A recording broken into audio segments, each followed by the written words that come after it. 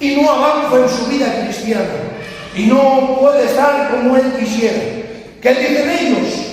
Que esto se puede llegar a deber a que están sujetos a una maldición de pecado como consecuencia de que para que ustedes me entiendan, un antepasado, un abuelo, un bisabuelo, un tatarabuelo cometió un gran pecado. Ese pecado no tan solamente le afectó a aquel, sino que también sigue persiguiendo esa maldición a él y sigue persiguiendo a su descendencia tras él. ¿Y qué se creen que dicen? Dicen que para que este cristiano que ha conocido a Dios verdaderamente sea libertado, es necesario que haga una oración pidiendo perdón por los pecados, no que ha cometido él, por los pecados que ha cometido sus antepasados. Esto es algo terrible, pero atención, porque esto es algo real. Es una falsa enseñanza que, si no se tiene cuidado, se infiltra. Y les aseguro que hay predicadores que a menudo quizás podemos estar escuchando, ¿vale? Y me refiero concretamente a predicadores de Latinoamérica, ¿vale? Que posiblemente tengan mensajes devocionales, igual son una bendición. Pero es que tenemos que tener mucho cuidado y tenemos que tener oído espiritual y tenemos que saber filtrar por medio de la palabra de Dios lo que estamos oyendo. Voy a decir algo y a ver si lo creéis. La verdad de la palabra está por encima de todo hombre. Amén. Sea quien sea. Amén. Sin embargo, que llevo unos años dando los estudios a los candidatos, que es secretario de la zona, si el responsable que ocupa la responsabilidad de la zona, si el tío Perón, da igual, hermanos, con todo el amor, el cariño, el respeto a todos y cada uno de mis hermanos, amén, ministerios. Es más, el propio apóstol Pablo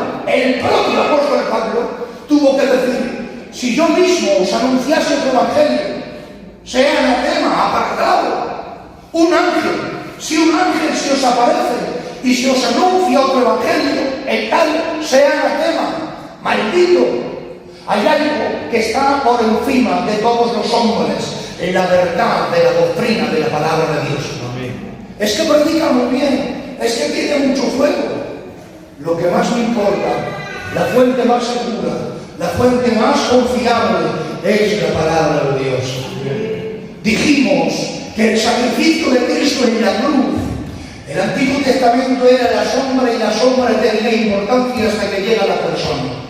Cuando tú vas andando por la calle y ves la sombra te está diciendo que aún no ves a la persona, pero la sombra te está indicando que la persona está cerca.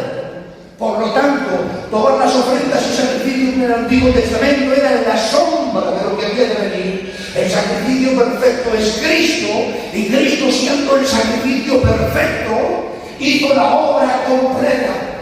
Cristo pudo satisfacer la justicia divina del Padre, y Cristo pudo limpiar, pudo quitar, pudo borrar el pecado del pueblo. De tal manera que ahora aquel que se acerca al Señor Jesucristo, creyendo en su muerte, creyendo en su resurrección, recibiendo su preciosa sangre, automáticamente la sangre de Jesucristo desciende sobre él, lo limpia de todo pecado, el Espíritu Santo viene sobre él, hace morada en él, produce la vida de Dios en él y es una nueva criatura.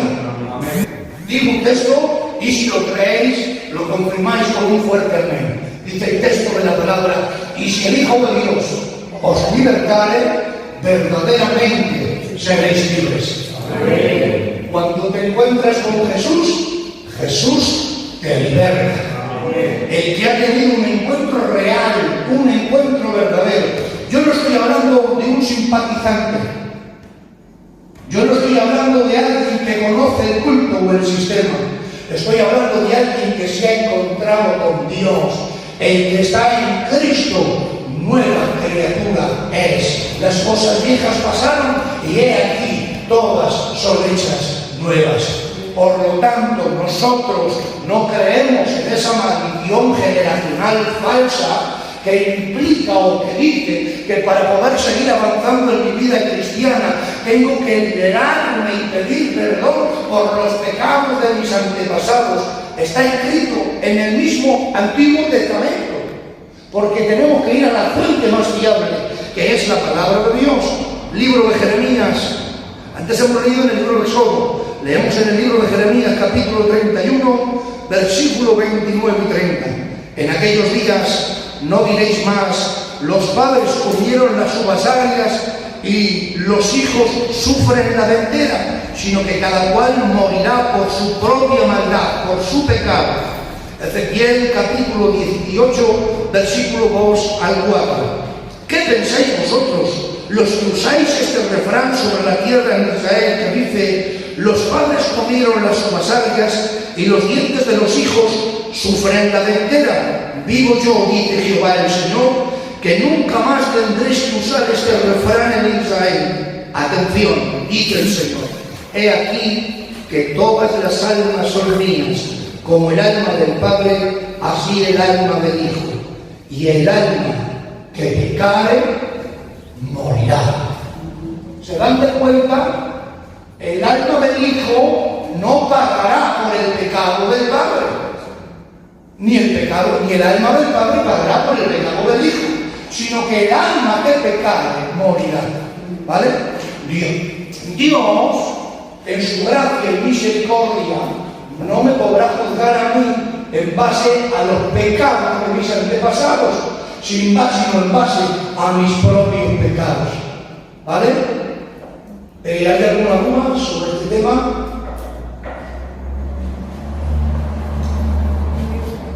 ¿Todo aclarado? Otra cosa distinta y diferente es que el Señor en la cruz del Calvario le quitó a Satanás el poder que podía ejercer sobre los hijos de Dios. Es decir, Satanás no tiene derecho legal, pero sucede algo, pasa algo, incluso con los cristianos. Y es que la Biblia nos enseña que debemos de andar en el Espíritu y no en la carne. La puerta está totalmente cerrada y el enemigo tiene el acceso cortado a nuestras vidas. Puede influenciar externamente desde fuera. La Biblia dice que el diablo anda como león rugiente buscando alrededor. En el terreno en que nosotros estamos no puede entrar. Estamos en el terreno de Dios, ¿vale? Estamos bajo la cobertura de Dios. Pero dice la Biblia: el que aportillar el vallado le morderá la serpiente. ¿Qué significa eso? Dice otro texto: el que abre demasiado la puerta se busca la ruina. Ese es bueno, está en el libro de Proverbios. Me encanta enseñar, me encanta hacer las clases, pero sobre todo hacerlas vida, hacerlas carne en nosotros, hacerlo práctico. O sea, que esto es una clase de enseñanza, pero que no es frío, que esto es aplicable, esto tiene vida, esto es para nosotros. Hay un mensaje directo en toda esta riqueza de enseñanza que estamos recibiendo. ¿Vale? ¿Esto qué quiere decir? Que aunque somos de Dios, que aunque estamos en el terreno de Dios, si nos enfriamos, si nos descuidamos, si nos alejamos, si damos lugar, si abrimos la puerta que debe de estar cerrada, si abrimos la puerta, si rompemos la valla que nos guarda, entra la serpiente. Si abrimos la puerta, porque el enemigo no puede romper la puerta para entrar, pero Dios está en el amor esperando a que una puerta se abra para que el granuja pueda entrar. Entonces, ¿cómo se llama esto en nuestro lenguaje? Si un cristiano se deja de tal manera que empieza a descuidar su vida cristiana, a desatender la vida del Espíritu, empieza a dar lugar al pecado, a la práctica del pecado, y sigue viviendo en una práctica de pecado, y no se arrepiente, sino que prosigue avanzando en la práctica de pecado, está abriendo la puerta y le está dando entonces sí, derecho legal a que el enemigo pueda venir, bombardear, pueda atacar y pueda hacer mucho daño. Pero repito, mientras te mantengas, mientras estemos, mientras queridos hermanos, vivamos bajo la cobertura de Dios, en el terreno de Dios, amén, mientras tengamos la puerta cerrada al pecado, no hay demonio, no hay ejército, no hay infierno que pueda tocarte, que pueda dañarte, que pueda perjudicarte, porque mayor es el que está en nosotros que aquel que en el mundo está. Amén. ¿Lo habéis entendido? Amén. Un aplauso a la palabra del Señor.